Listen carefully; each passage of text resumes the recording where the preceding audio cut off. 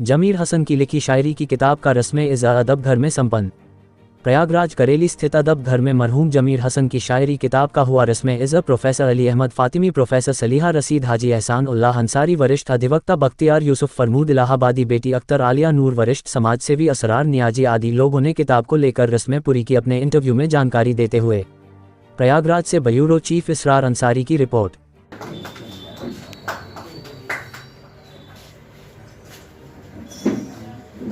अभी आप रुक जाओ सरार भाई, जब शूट कर लें तो एक तस्वीर आप ऐसी हाँ हाँ हाँ सीधी।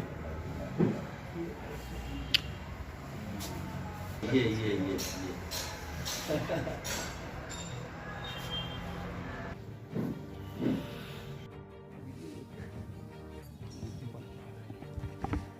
अस्सलाम वालेकुम साथियों, आप देख रहे हैं सदाए न्यूज़। इस वक्त हम करेली के अदब घर में हैं। यहाँ पे रस्म उजरा हुआ है। यहाँ पे फातिमी साहब भी हैं। यहाँ पे शहर के करीब करीब सभी सीनियर लोग मौजूद हैं। कम से कम 50 लोग भी यहाँ पे बैठे हुए हैं।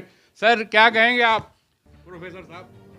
मुझे बेहद खुशी है कि आज मेरे मरहूम दोस्त कहिए या बड़े भाई कहिए, उनके नातिया कलाम का मजमुआ सुकून क़ल्ब की इजरा हो रही है।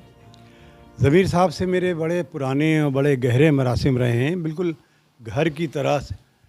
लेकिन वो घरेलू शख्सियत तो एक अलग है। वो गैर मामूली ज़हीन, तब्बाह और तख्लीक़ार थे।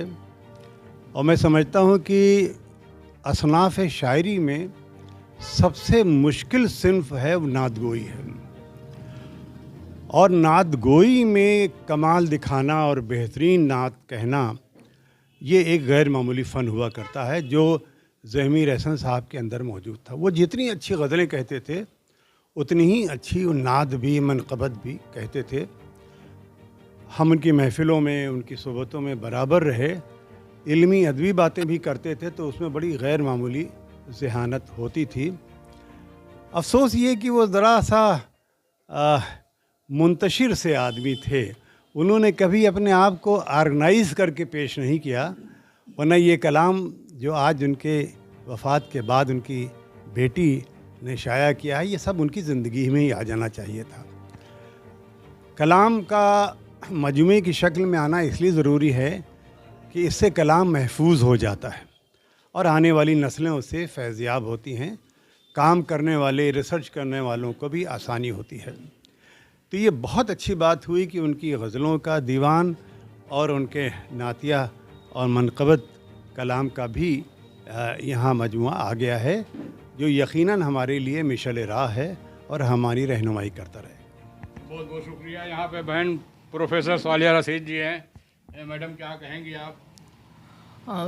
अभी प्रोफेसर साहब ने जो भी फरमाया,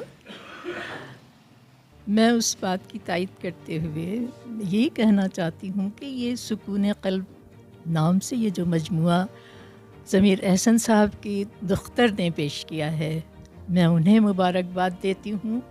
और ये कहते हुए कि इस मजमुए को पढ़ा जाना चाहिए, ये सिर्फ़ पढ़ने की नहीं, महसूस की जाने वाली शायरी है। ये नातें अभी हमारी अतिया बहन ने एक नात ज़मीर हसन साहब की पेश की। हम सब उस नात में बिल्कुल डूब गए थे, खो गए थे। तो इसमें सिर्फ़ एक नात नहीं, 207 सफ़हात पर मुश्तमिल ये है। एक एक शेर पढ़ने के काबिल है, महसूस करने के काबिल है, और यकीनन वो हमें, हमारी नस्लों को मुस्तफ़ीद होने का इससे मौका देगा। बहुत बहुत शुक्रिया। यहाँ पे ज़मीर हसन साहब की बेटी हैं जिन्होंने ये बहुत ही नायाब किताब इन्होंने छपवा दिया है ताकि पढ़ने लायक है। मैडम, क्या कहेंगी? उठिए।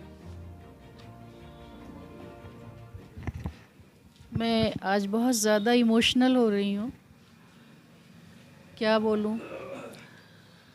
बहुत ही नायाब नाते पाक इसमें शामिल हैं जिनको मैंने पब्लिश